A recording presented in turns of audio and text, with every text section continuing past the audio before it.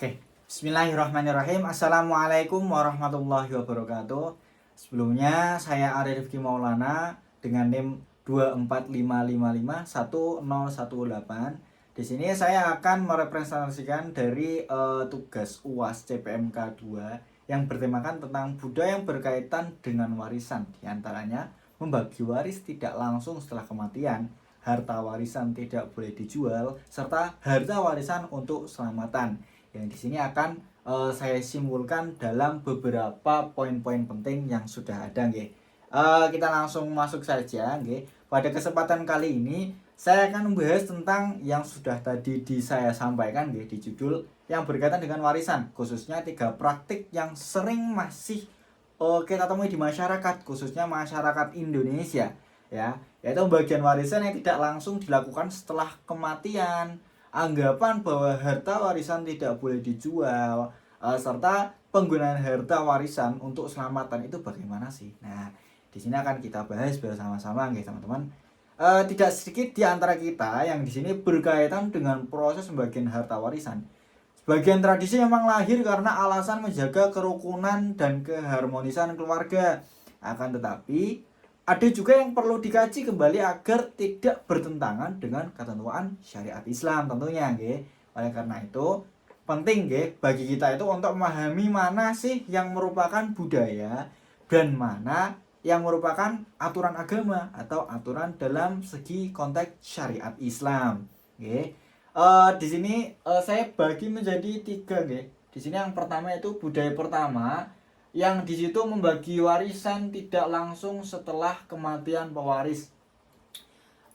Di beberapa daerah khususnya di Indonesia nggih pada saat ini atau di beberapa saat di belakang nggih, intinya ya di Indonesia lah nggih. Pembagian warisan itu sengaja ditunda hingga puluhan hari, kita sering menjumpai nggih. 1 tahun bahkan baru dilakukan setelah kedua orang tua meninggal. Nah, itu kan salah satu alasan yang di situ menimbulkan efek seperti ini, yang budaya-budaya yang di situ homogen atau berbeda-beda, different seperti itu nggih. Alasan disampaikan itu adalah karena di sini bertujuan untuk menghormati keluarga yang masih berduka atau menghindari pembicaraan mengenai harta ketika suasana masih emosional. Jadi tujuannya seperti itu nggih teman-teman. Kenapa kok pembagi warisan tidak langsung setelah kematian pewaris?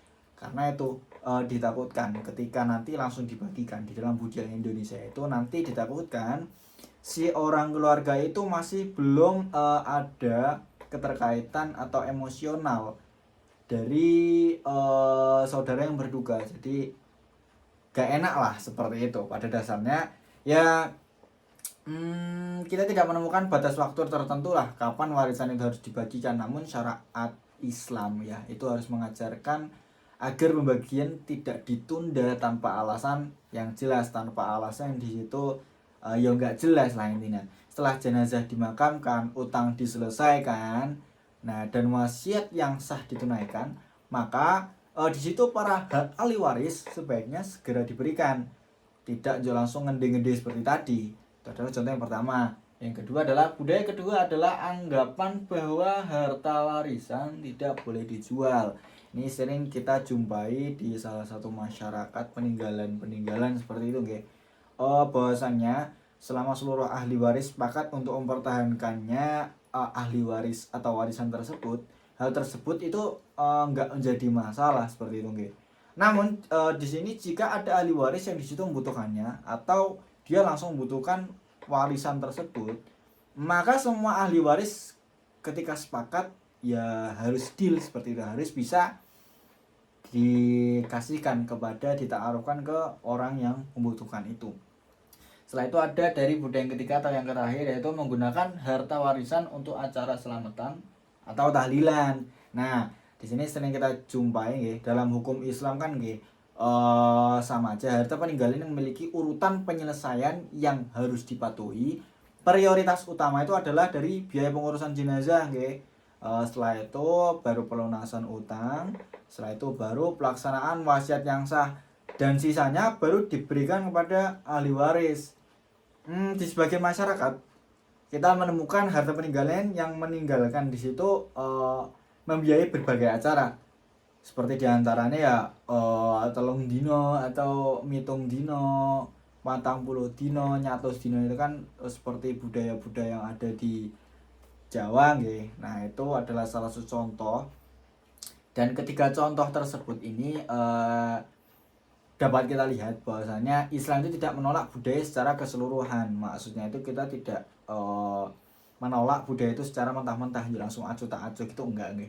Selama budaya yang di situ tidak bertentangan dengan Al-Qur'an, dengan syariat Islam, syariat aturan agama Islam gitu, dan tidak menghilangkan hak seseorang tersebut, budaya tersebut atau yang sudah kita bahas tadi itu masih dapat dijalankan. Akan tetapi nggih, di sini digarisbawahi, apabila suatu tradisi menyebabkan si hak ahli waris tersebut tertunda ataupun berkurang bahkan sampai hilang nih. Nah, maka syariat itu harus diutamakan daripada kebiasaan yang berkembang di masyarakat atau yang sering kita kenal dengan budaya. Jadi sebagai penutup kita perlu memahami bahwasanya tujuan utama hukum waris dalam Islam itu adalah menciptakan keadilan yang sudah dibahas di CMMK yang pertama yang sudah saya sampaikan sebelumnya. Budaya itu boleh tetap dilestarikan selama di situ tidak ada kontra di dalamnya, tidak ada yang dirugikan di dalamnya. Jadi dengan memahami hal ini, kita dapat menghormati tradisi atau budaya sekaligus dengan kita menerapkan ajaran-ajaran Islam seperti itu. Jadi kesimpulan, agar kita tetap lebih pintar dalam memilah-milah sesuatu, entah itu dari budaya sekalipun yang itu melenceng dari Islam, itu harus kita sharing lagi atau kita netralisir lagi seperti itu. Jadi sekian dari saya, representasi dari saya, kurang lebihnya mohon maaf. Wassalamualaikum warahmatullahi wabarakatuh.